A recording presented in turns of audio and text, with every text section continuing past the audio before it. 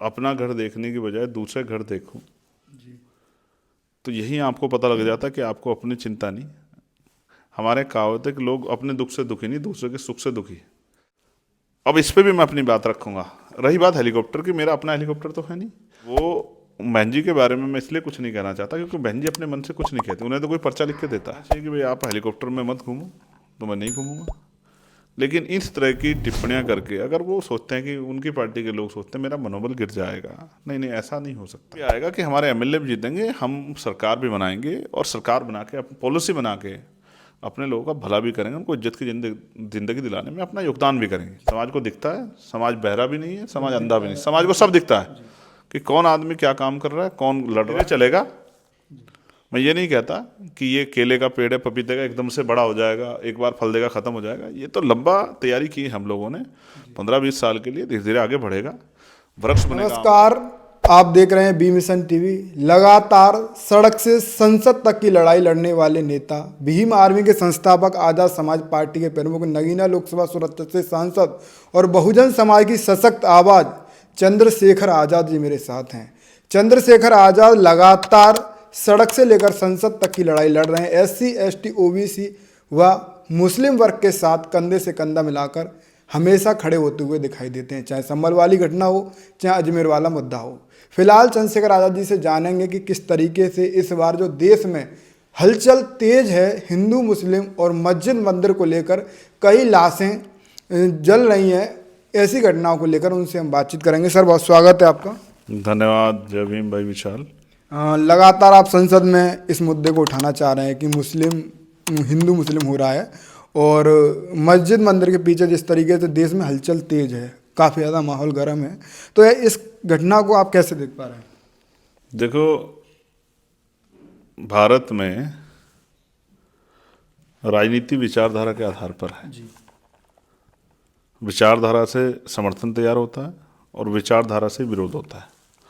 जैसे हम लोग संतों, गुरुओं, महान पुरुषों की विचारधारा पर काम करते हैं, राष्ट्रपिता ज्योतिबा फूले, साहू जी महाराज, बाबा साहब अम्बेडकर, माननीय काशीराम साहब,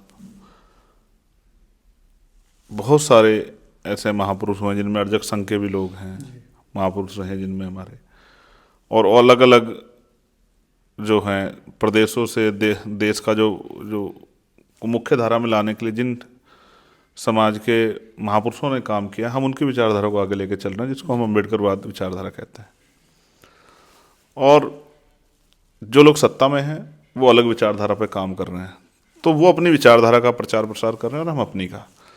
उनकी विचारधारा ये है कि जब तक समाज में विघटन नहीं होगा, यानी कि हिंदू मुसलमान की पॉलिटिक्स नहीं होगी, तो उनकी राजनीति कामयाब नहीं हो सकती। और हमारी राजनीति तब तक कामयाब नहीं होगी जब तक बहुजन समाज में अधिकारों के प्रति जागरूकता नहीं बनेगी और भाईचारा नहीं बनेगा। जब बहुजन समाज में अधिकारों के प्रति जागरूकता पैदा होगी, अपनी हिस्सेदारी के प्रति जागरूकता पैदा होगी, मान सम्मान प्राप्त करने की जागरूकता पैदा होगी, दोस्त दुश्मन की जानकारी होगी, और पॉलिटिकल पावर को जब तक वो लोग नहीं समझेंगे, जैसे बाबा साहब अम्बेडकर ने कहा, political power is the master key, yes it is the master की।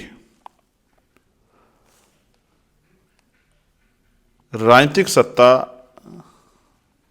वो चाबी है जिससे आप अपनी सारी समस्याओं का हल कर सकते हैं, सारी समस्याओं के रास्ते खोल सकते हैं। तो इस बात को बीजेपी भी समझती है, वो हमारे महापुरुषों को हमसे ज़्यादा अध्ययन करती है। जी बिल्कुल। उन्होंने काशीराम साहब का अध्ययन किया है, उन्होंने काशीराम साहब का फॉर्मूला था बहुजन समाज का, आज उन्होंने हारे हुए लोगों को भी ताकत मिला के उन समाजों की वोट को अपने साथ जोड़ने के लिए तमाम तरह के प्रयास किए हैं। जी, तो इसलिए मैं कहूँगा, संभल हो, अजमेर हो, मथुरा हो, काशी हो, या अभी और बहुत सारे देखने हमें बाकी हैं, इन सब चीज़ों पे इसलिए चर्चा कराई जा रही है। और कहीं ना कहीं कोर्ट का रुख भी सरकार की भावनाओं के साथ खड़ा दिखाई पड़ता है, क्योंकि आज देश में रोटी, कपड़ा, मकान, आत्मसम्मान का जीवन, महंगाई, बेरोजगारी, किसानों की समस्या, मजदूरों की समस्या, स्कूल, कॉलेज, यूनिवर्सिटियाँ और हेल्थ सेक्टर में बहुत काम सरकार नहीं कर पाती, और सत्ता में बनी भी। जी, तो इतना अगर आक्रोश होगा और वो आक्रोश किसी तरह से आपने उस आक्रोश को शांत नहीं किया जनता के, तो फिर जनता आपसे पॉलिटिकल पावर छीन के किसी और को दे देगी। जी तो वो पॉलिटिकल पावर बनी रहे, उसके लिए जनता को देना पड़ेगा। जी तो रोटी कपड़ा मकान रोजगार तो नहीं दे पा रहे, अच्छी सुरक्षा, अच्छी चिकित्सा, अच्छी शिक्षा तो नहीं दे पा रहे। पढ़े लिखे नौजवान बेरोजगार घूम रहे, किसान परेशान है, जी नौजवान परेशान है, महिला सुरक्षित नहीं है। तो आपको कुछ तो देना पड़ेगा। इन सबको जब आपकी जेब से, खाली जेब में इन सब चीजों का मिश्रण नहीं गिरा जा रहा है, आपकी समस्या को हल नहीं किया जाता, कुछ तो डाला जाएगा जिससे आपको लगे कि आपकी जेब में कुछ है। तो इसलिए धार्मिक जो है, ये गैर बराबरी के आधार पे ये एक चाशनी बना के लोगों को चटाई जा रही है कि लोग इसको चाटें और अपने बुनियादी मुद्दों को भूल जाएं। इसलिए मैंने कहा इसकी आड़ में 27,000 स्कूल बंद करने की, जी 1,40,000 टीचरों को वैकेंसी है, जॉब्स हैं, देनी नहीं, दलित पिछड़ों को नौकरी देनी पड़ेगी आरक्षण के आधार पर। जी पिछली भर्ती में घोटाला किया था 20,000 पदों पे। तो 27,000 स्कूल बंद किए जा रहे हैं, तो किन के बच्चों का नुकसान होगा? कौन पढ़ता है सरकारी स्कूल में? मिडिल क्लास लोग, ग्रामीण पृष्ठभूमि के लोग, किसानों के बच्चे, कमेरों के बच्चे, और जातियों के आधार पर बहुजन समाज के बच्चे वहां पढ़ते हैं। जी तो अगर उनकी स्कूल बंद हो जाएगा तो पढ़ेंगे कहाँ? प्राइवेट स्कूल में तो जा नहीं सकते, तो उनका तरक्की का रास्ता बंद हो जाएगा। अभी मैंने एक मुद्दा और उठाया, पावर कॉरपोरेशन में जो दो बड़े हमारे जो हैं विद्युत वितरण निगम हैं, पूर्वांचल और दक्षिणांचल, जिनमें 42 डिस्ट्रिक्ट आते हैं, उसको निजी क्षेत्रों में भेज रहे हैं, तो वहां के कर्मचारी हड़ताल पे। अब सेशन नहीं चल रहा, वरना मैंने विषय को उठाता। जैसे सतनामी समाज में जो जुल्म हुआ है छत्तीसगढ़ में, जैसे यहाँ वकीलों पे लाठीचार्ज हुआ है, जैसे बीपीएड की नियुक्ति का मामला है, जैसे टेक्नीशियन का अपना उनकी जो है नियुक्ति का एक पेज फंसा हुआ है जो रक्षा विभाग में है।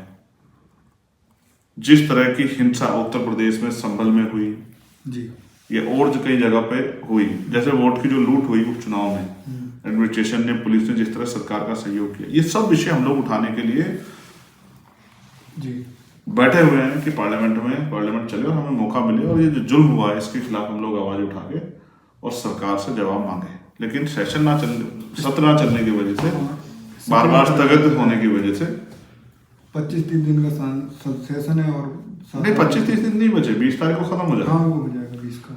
तो इसलिए उसमें छुट्टियां भी है सैटरडे संडे की, और 6 दिसंबर जैसे आयोजन भी होंगे। इसलिए हम लोग को चिंता है कि सदन ज्यादा ज्यादा चलेगा। मैंने स्पीकर साहब से भी मांग की और विपक्ष के सांसदों ने मांग की सदन चलने दीजिए, और मैंने स्पीकर साहब से भी कहा कि वो चर्चा कराएं जी जो बर्निंग इशूज है, जैसे संभल का, जिसमें पुलिस द्वारा गोलियों द्वारा जान ली गई है, या फिर रोजगार का हो नौजवानों के, इन सब मुद्दों पर वो चर्चा कराएं जिससे कि इनसे हल निकले और हम जो जिस उम्मीद से लोगों ने हमें चुन के भेजा है, किसानों की समस्या हो, मजदूरों की समस्या, उन पे बुनियादी काम हो और हमारे क्षेत्रों में भी काम हो और प्रदेश और देश आगे बढ़े, और सरकार की जो जवाब देगी, सरकार से सवाल पूछे तभी तो सरकार जवाब देगी, तो सरकार को जवाब भी देना चाहिए। जी अभी उत्तर प्रदेश में उपचुनाव हुए और आपकी पार्टी आजाद समाज पार्टी एक बड़ा अच्छा प्रदर्शन किया।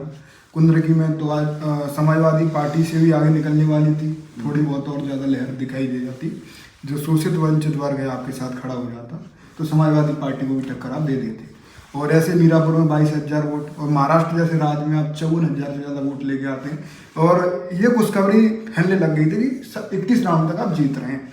तो ऐसी जो वोटों की संख्या आपको मिल रही है, इसको देखकर आप क्या समझ पा रहे हैं, कैसी खुशी है? नहीं, मैं खुश हूँ क्योंकि मिशन का काम आगे बढ़ रहा है जी, और आजाद समाज पार्टी के वैचारिक आंदोलन को जनता सपोर्ट कर रही है। इसके लिए मैं वहाँ के कर्मठ कार्यकर्ता नेताओं का धन्यवाद करता हूँ। मैं तो वहाँ 1-2 दिन गया, लेकिन वहाँ के कार्यकर्ताओं ने पिछले 3-4 साल मेहनत करके लोगों में विश्वास पैदा किया, भाईचारा बनाया, और वो वोट के रूप में दिखा भी। मैं फिर आपसे कहूंगा, अगर उत्तर प्रदेश में फेयर इलेक्शन होता, निष्पक्ष चुनाव होता, तो परिणाम कुछ और होते। हो सकता है आजाद समाज पार्टी 2 से 3 सीट जीतती भी जी, लेकिन जब उस तरह की हिंसा हुई और उस तरह से जो है डराया गया, धमकाया गया, तो फिर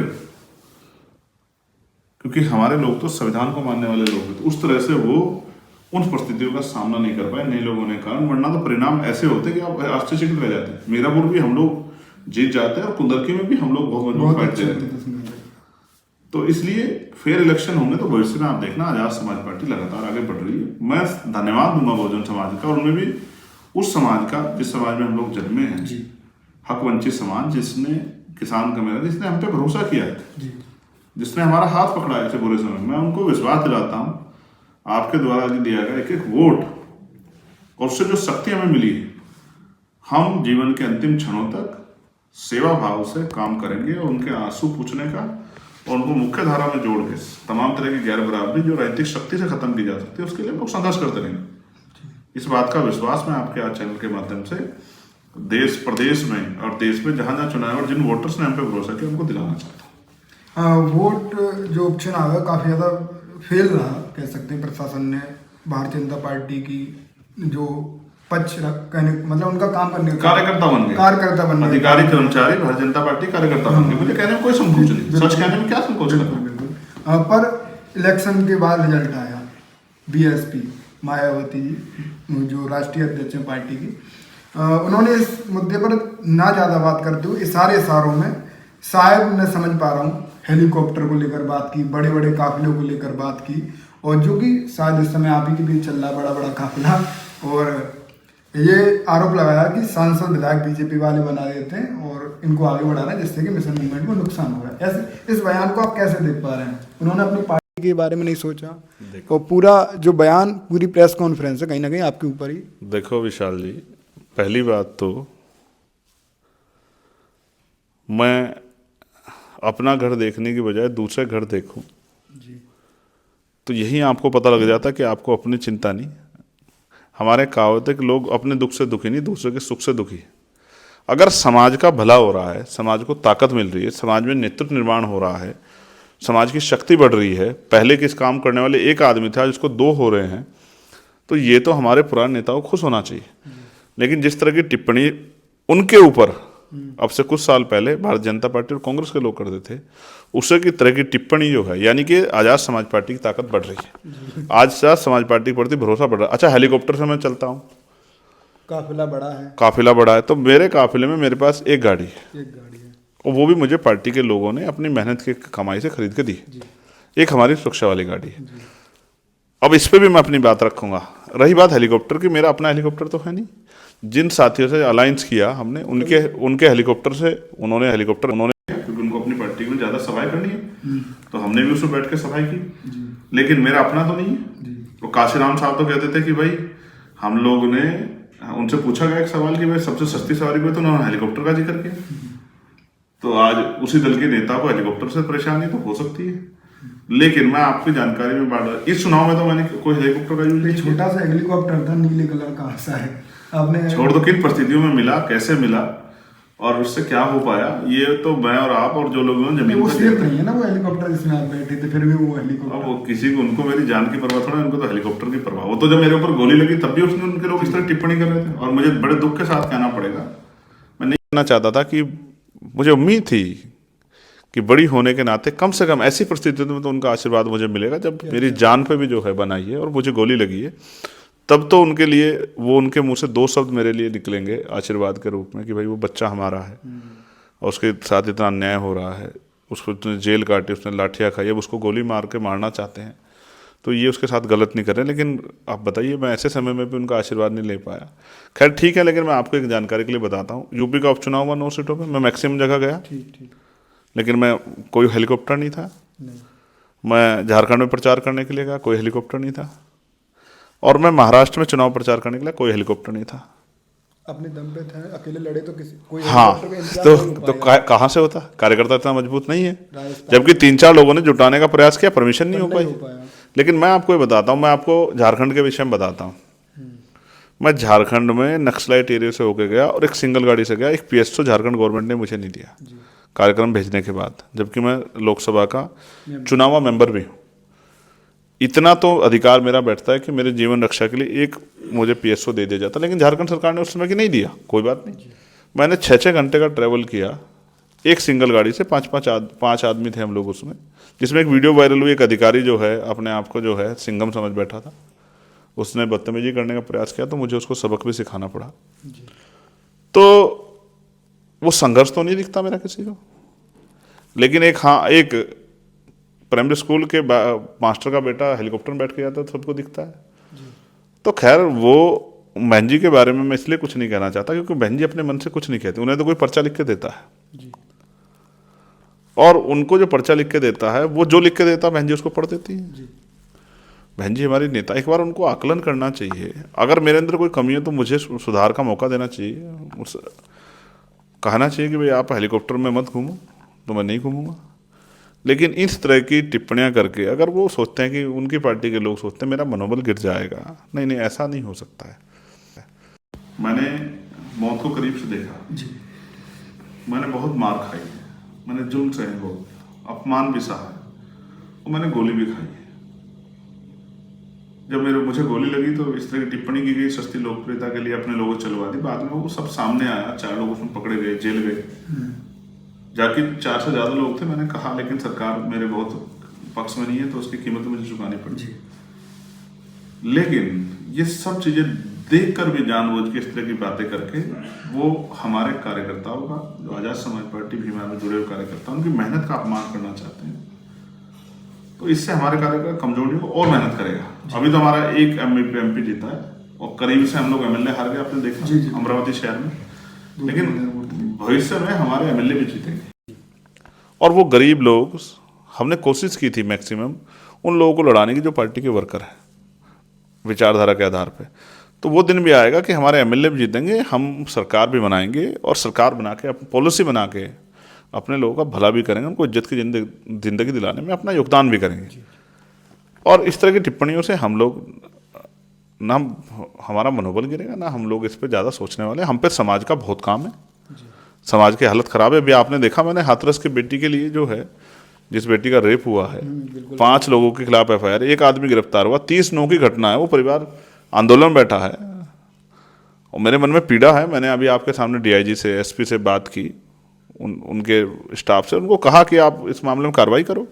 मेरी पीड़ित परिवार से आज बात हुई, मेरी जानकारी में आया, तो हम लोग चुप बैठने वाले, हम पे अपने लोगों की समस्या हल करने का बहुत काम है। तो इन सब चीज़ों पर ध्यान नहीं देंगे, काम करेंगे, मेहनत करके साबित करेंगे। और हमसे जो मेहनत कर सकता है, ज़्यादा मेहनत कर, उसको समाज साथ देगा। समाज की आंखें नहीं, क्या समाज को दिखता है, समाज बहरा भी नहीं है, समाज अंधा भी नहीं, समाज को सब दिखता है कि कौन आदमी क्या काम कर रहा है, कौन लड़ रहा है। जितनी जिम्मेदारी से पार्लियामेंट में खड़े हो गए इन मनुवादी शक्तियों के खिलाफ हम लोग लड़ते हैं, हिम्मत नहीं जुटा सकता कोई, और उसकी कीमत चुका रहे हैं। तो नहीं डरते हम इन सब चीज़ों से, और लड़ेंगे हम लोग लड़ाई। जब हम पे कर्ज है समाज का, आज बाबा साहब अम्बेडकर के बच्चों के कुर्बानियों से, काशीराम साहब के संघर्ष से आज हम लोग यहाँ बैठे हैं कुर्सी में। तो हम लोग लड़ेंगे, लड़के अपने आने वाली पीढ़ियों को इज्जत सम्मान की जिंदगी मिले, अवसर मिले। क्या है आज देश में, निजीकरण के द्वारा सारी सरकारी नौकरियां खत्म हो रही हैं। सरकारी नौकरी रहेगी तो दलित पिछड़े जो लोग हैं और मुसलमानों में जो बैकवर्ड मुस्लिम हैं, जिनमें पाल, प्रजापति, कश्यप, सैनी, मौर्य, शाक्य, कुशवाहा, बिंद, राजभर, केवट, मल्ला, जाट, गुजर, लोधी, जाटा, वाल्मीकि, पासी, धोबी, कोरी, खटी, इनके बच्चों को कौन बैठे देगा कुर्सी पर? और आरक्षण व्यवस्था खत्म हो जाएगी। अभी 11 भी खत्म थोड़ा होगी। अभी मैंने आज सुबह ही मेरे पास खबर आई कि बिहार में एक रैदास समाज के दरोगा को, एसएचओ को पीट दिया सीओ ने, जहाँ करके कोई महिला सीओ पीट दिया। तो उन्होंने मुझसे कहा कि साहब इनकी आवाज़ आप उठाओ। तो मैंने कहा जो एसएचओ होके पद पर बैठ के वो अपनी आवाज़ नहीं उठा पा रहा, अपनी रक्षा नहीं कर पा, समाज क्या करेगा? तो मैं फिर कहता हूँ मुझे तो सबकी आवाज़ उठानी है, लेकिन समझो कि एसएचओ बन के भी, डीएम बन के भी, आईपीएस बन के भी, विधायक मंत्री बन के भी आप अपनी सुरक्षा नहीं कर पा। आपने देखा पिछले समाज के एक विधायक को, तो योगेश वर्मा नाम के एक विधायक थे, वो पीट दिया एक वकील ने, सत्ता में बैठे लोगों ने, और वो तो सत्ता के विधायक है। तो क्या स्थिति है आज? अभी एक मैंने देखा वो चिल्ला रहे हैं, कह रहे हैं साहब हम कई बार के विधायक हैं, हम पिछड़े वर्ग के, तो हमें मंच पर नहीं बिठा रहे हैं। तो इसलिए इनके आत्मसम्मान की रक्षा के लिए और आने वाली पीढ़ियों को सम्मान और अधिकार का जीवन दिलाने के लिए हम लोग संघर्ष करने के लिए घर से निकले, करते रहें, क्या फर्क पड़ता है? धीरे धीरे चलेगा। मैं ये नहीं कहता कि ये केले का पेड़ है, पपीते का एकदम से बड़ा हो जाएगा, एक बार फल देगा, खत्म हो जाएगा। ये तो लंबा तैयारी की है हम लोगों ने, 15-20 साल के लिए। धीरे धीरे आगे बढ़ेगा, वृक्ष बनेगा आम का, जो है फल देगा, खूब छांव देगा, खूब लकड़ी देगा, खूब फूल देगा, सब कुछ करेगा। लेकिन हम लोग इस संघर्ष को लगातार जारी रखेंगे और लोगों को तैयार करते रहेंगे। हम अपना काम कर रहे हैं, हम पे कर्ज है महापुरुषों का, हम उस कर्ज को उतारने के लिए मैदान में है, सुख सुविधा के लिए थोड़ा ही है। तो हम लोग संघर्ष करें। जैसे कि मैं आपको बताऊं, बीएसपी जो 2022 के चुनाव में बीएसपी की वजह से समाजवादी पार्टी कई सीटें हारी। तो समाजवादी पार्टी ने ये नैरेटिव सेट किया कि अगर बीएसपी चुनाव ना लड़ती तो हम ये सीट जीत जाते। और आज आपकी आज़ाद समाज पार्टी बीएसपी से आगे निकलकर समाजवादी पार्टी को टक्कर देने वाले वोट लेकर आ रही है। यानी कि आपकी पार्टी कुंदरगी में 15,000 वोट ले गई, उनकी पार्टी 25,000 वोट ले गई, 22,000 जहाँ मीरापुर में ले गई। और कभी समाजवादी पार्टी 27 के चुनाव में 50 सीटें आप जितने वोट लेके आ रहे हैं उनके कैंडिडेट उतने वोटों से आ रहे हैं, तो आपके खिलाफ ये जो नैरेटिव सेट किया जाएगा वो उससे आप कैसे सावधान हो पाएंगे? क्यों सेट किया जाएगा? क्या लोकतंत्र में चुनाव लड़ने का अधिकार नहीं है? इस तरह से तो जिन सीटों पे समाजवादी पार्टी की वजह से हम लोग हार जाएंगे तो हम कहें कि वो उनको नहीं लड़ना चाहिए। देखो ये लोकतंत्र है। पार्टी ने बहन जी को बदनाम करने का काम किया। अब ठीक है, उन्होंने क्या किया वो देखें और क्यों किया वो देखें, लेकिन अभी लोकतंत्र है। जिन मुद्दों पे हम लोग लड़ रहे हैं वो उनके लिए मुद्दे ही नहीं, तो उनकी चिंता क्यों करें? आप ये बता दो मुझे, जो पीडीए के नेता हैं क्या उन्होंने आरक्षण पे जो कुठारा गया था उस पर सब कहा? जी। मैं स्पष्ट करना चाहता हूं, हमारी लड़ाई उनसे नहीं है, हमारी लड़ाई सत्ता में बैठी भारतीय जनता पार्टी की सरकार से, एनडीए की सरकार से, और हम अपना काम कर रहे हैं।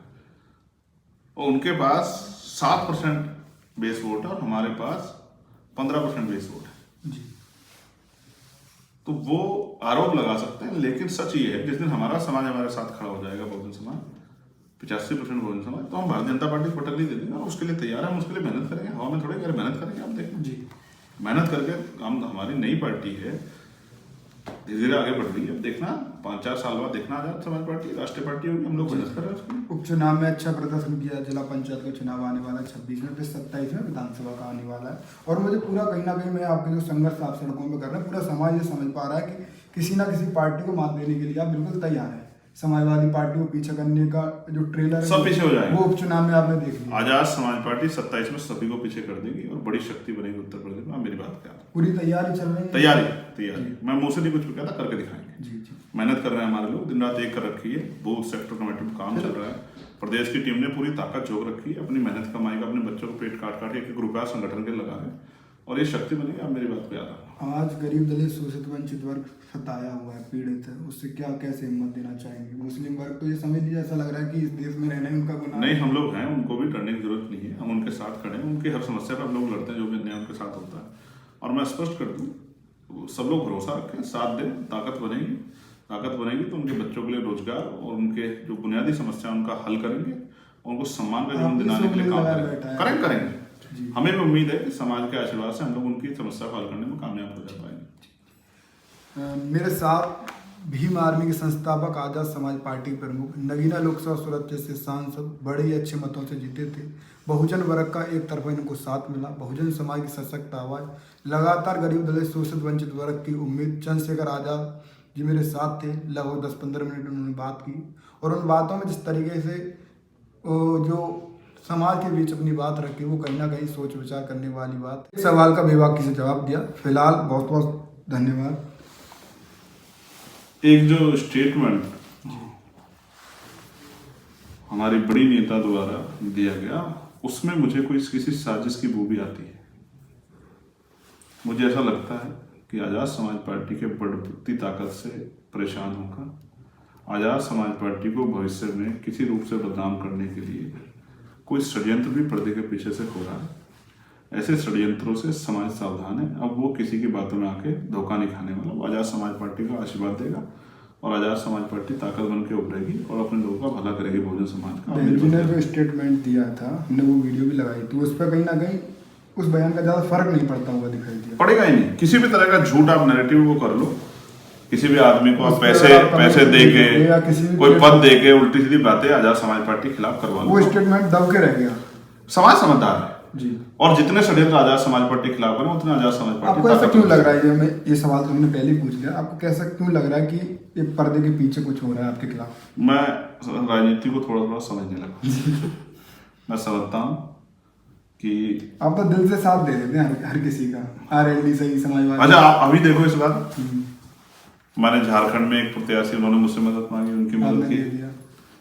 महाराष्ट्र में एक प्रत्याशी ने मुझसे मदद मांगी, मदद की। राजस्थान में एक प्रत्याशी ने मदद मांगी, हमारे साथी, उनकी मदद कॉल पर भी आपने संबोधित यस। देखो हमारे पीछे कोई और नहीं जो हमें चलाता। साथियों, जैसा कि आपको पता है, बी मिशन टीवी हमेशा ग्राउंड जीरो की रिपोर्ट आपके बीच रखता है। अगर आपको हमारा काम पसंद आता है तो बी मिशन टीवी को आर्थिक मदद करें, जिससे कि हम यूं ही निरंतर ग्राउंड लेवल पर काम करते रहें। स्क्रीन पर दिख रहे QR कोड को स्कैन करें और अपने दान की राशि बी मिशन टीवी के खाते में भेजें। QR कोड के अलावा आप हमारी UPI ID bmissiontv@ybl पर भी मदद भेज सकते हैं। जय भीम।